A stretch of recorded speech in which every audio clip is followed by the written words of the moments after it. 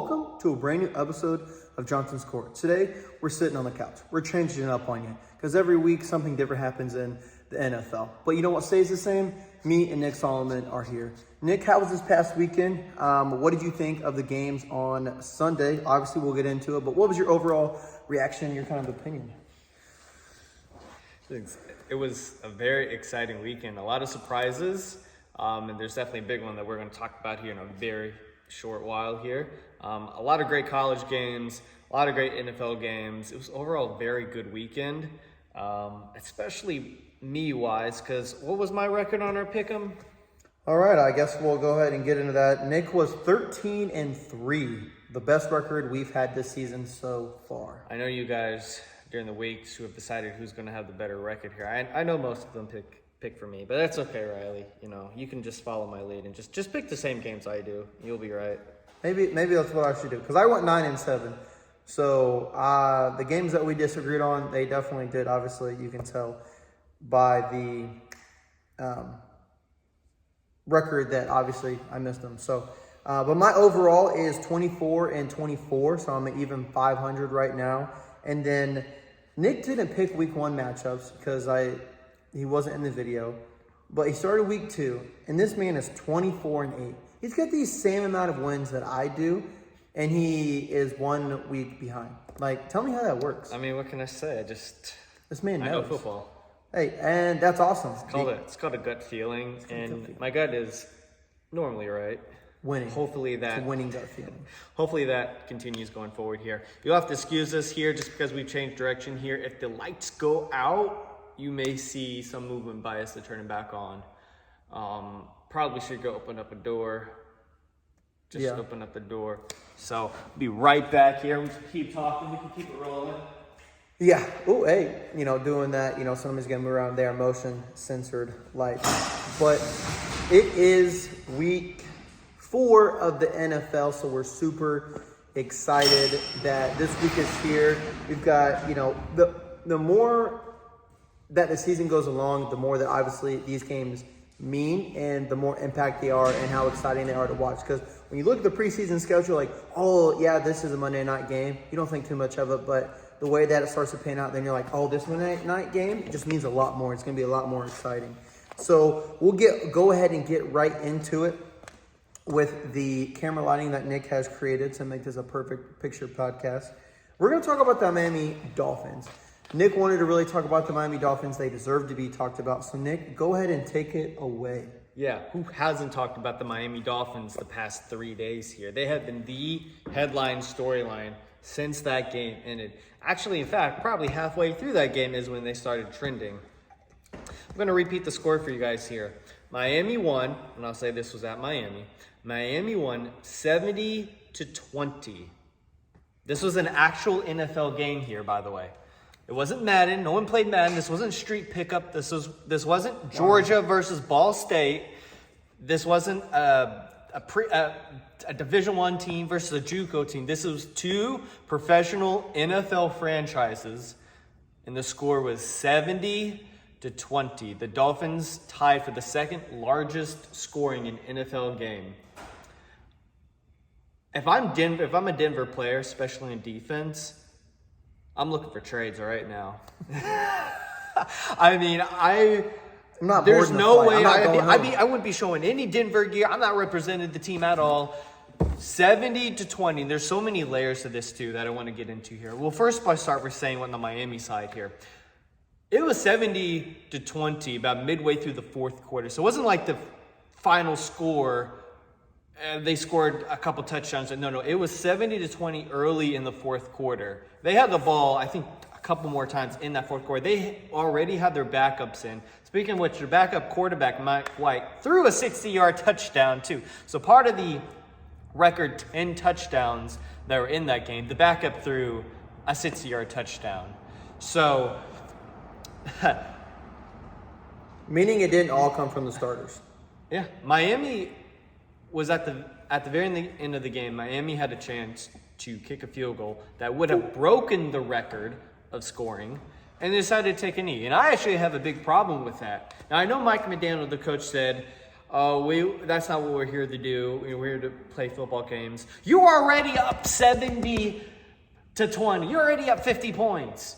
What's another 3 points going to do? Like, I understand karma's a bitch sometimes, and you don't want to poke that bear too much, which is exactly what Sean Payton did, calling out Nathaniel Hackett as far as, oh, look what this team gave me. Look how horrible this Denver roster is.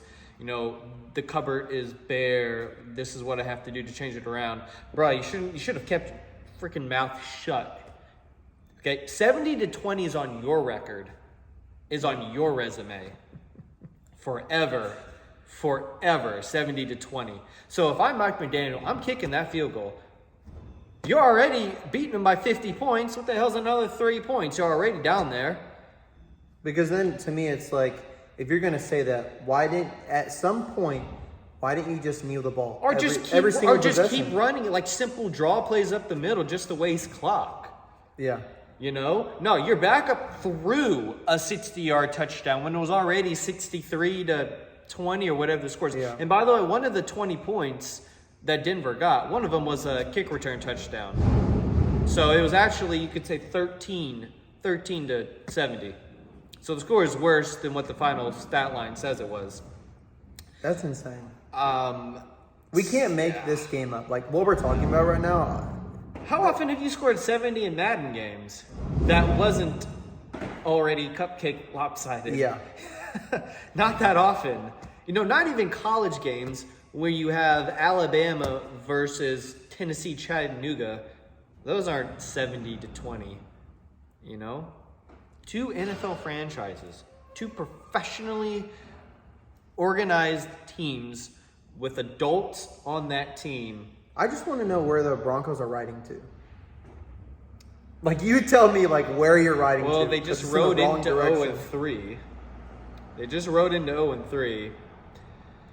Just wait till we talk about who they play this week to see if they even get a win. So that's the storyline. Wow. I mean, if I'm Denver, I'm not even sure that I want to be a part of that team.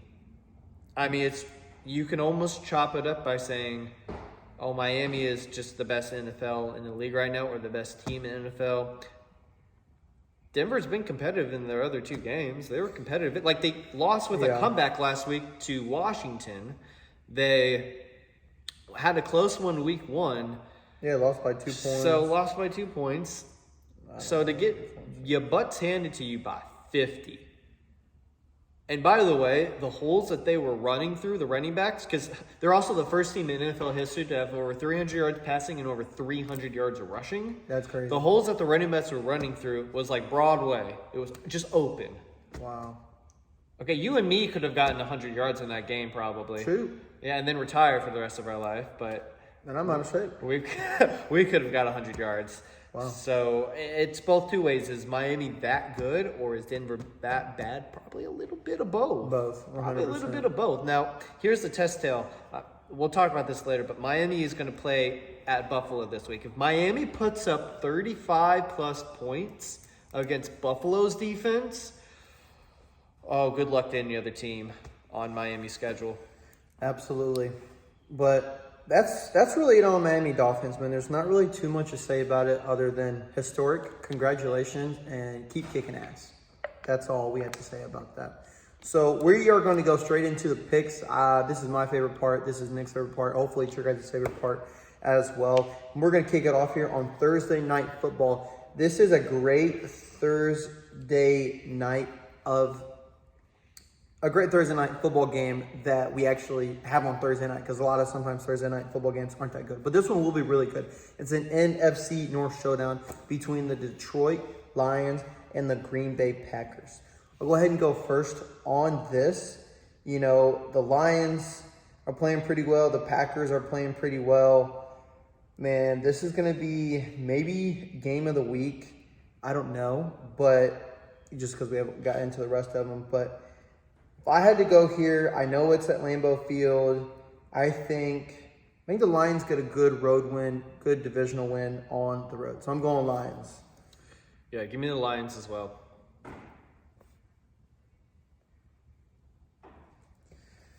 So Thursday night will be an exciting football game. So we're super excited to watch them. Then we have our first 9:30 game of the year. London, baby. There it is. It is the Atlanta Falcons playing the Jacksonville Jaguars. So who has the home game? Neither? Who cares? It's in London. Neither do. So I'll let you go first here, Nick. Do you see, being in another country, a whole different atmosphere, who rallies around their team and pulls out a win? We'll go with Jacksonville.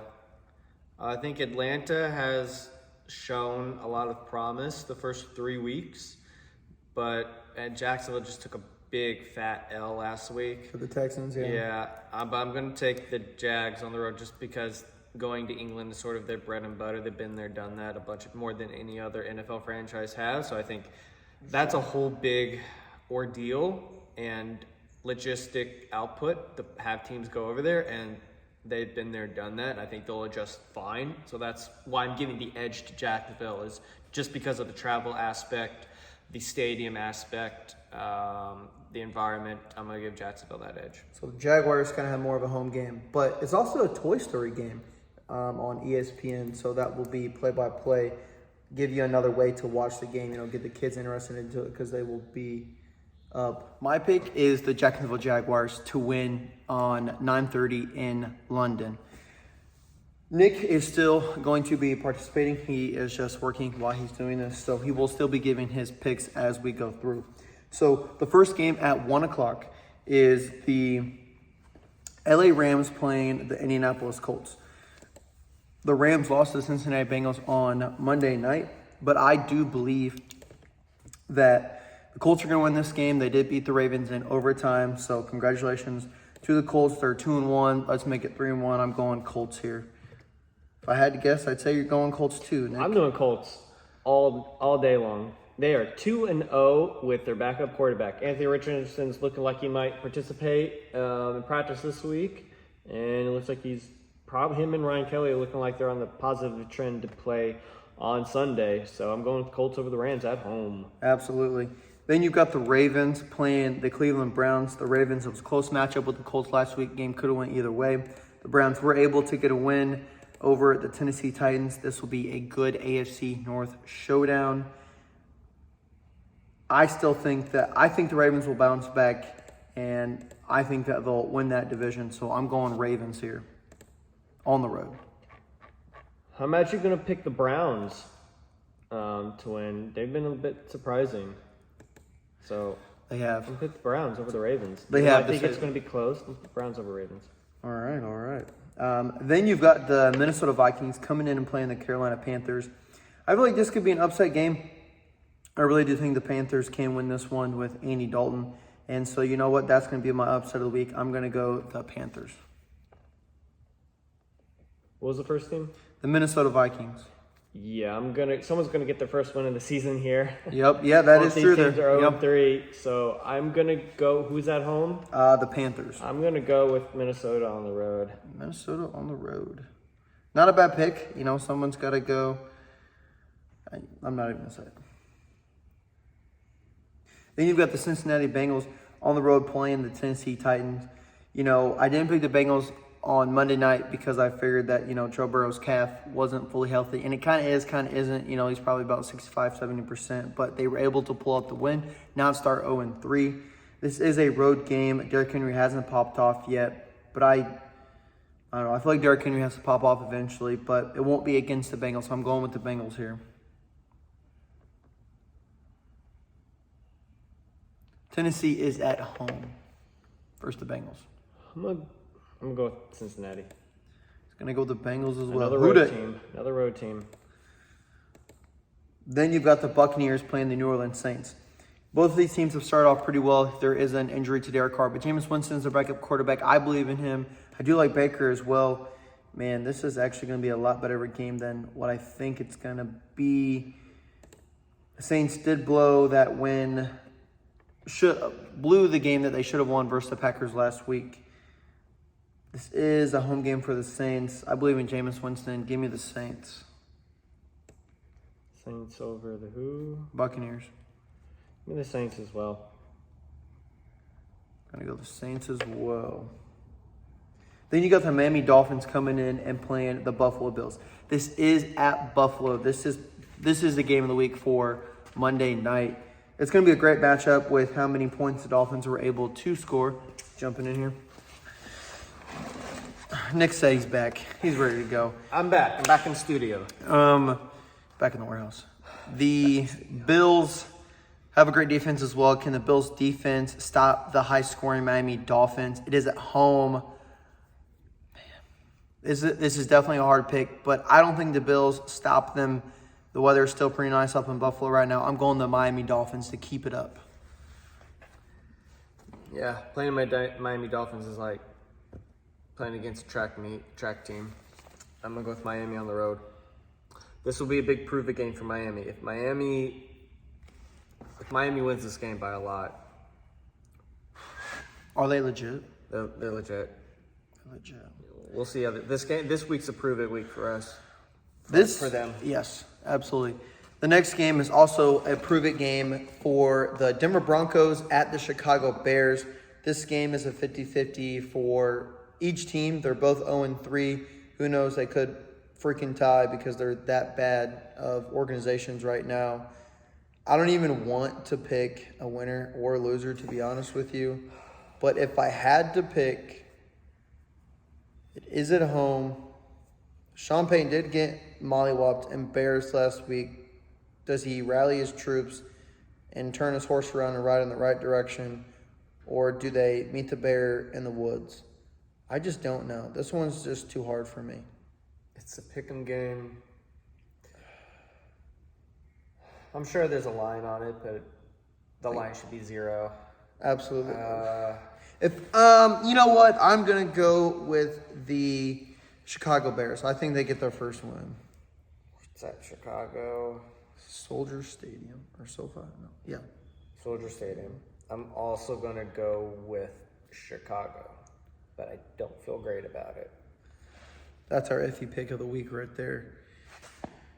Then we've got the Washington Commanders and playing the Philadelphia Eagles. Don't really have to say too much. Philadelphia Eagles. Yeah. We both knew that was coming. And then our last 1 o'clock game is the Pittsburgh Steelers versus the Houston Texans.